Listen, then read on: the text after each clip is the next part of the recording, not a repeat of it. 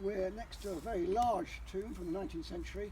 You'll see it's much whiter than most of them round about it. That's because until recently it was completely covered in ivy, protecting it, and we've had a team working in the churchyard to reduce all the ivy, so it's just come back to life. Very sadly though, there's a problem with the flat tombs.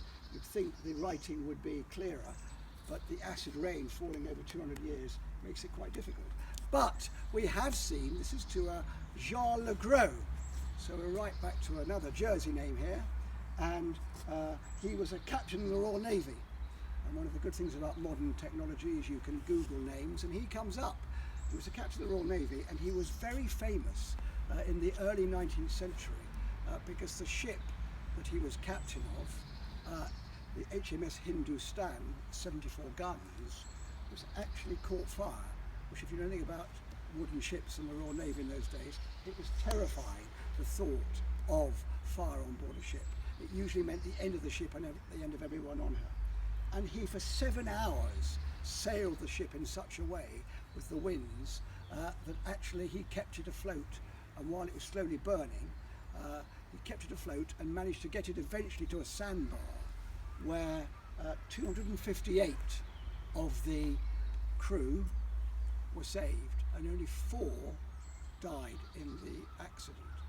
And there's an extant letter from Admiral Lord Nelson talking of him and saying, never in my time as a naval commander have I seen and heard of such an extraordinary display of seamanship in such circumstances. And here he is buried. And if the camera comes a little bit closer for a moment, you'll see it's got a most fabulous coat of arms on it. And that's because his wife, who's also buried here, is Anne. And Anne's brother was the Duke d'Auvergne. Now the Duke d'Auvergne has got a great history in Jersey, another Royal Naval man, but a very important man in 19th century Jersey history. The only sad thing is, while his wife and Jean le Gros are buried here, the Duke isn't. It always annoys me when, for some strange reason, people didn't choose to be buried in St Saviour's.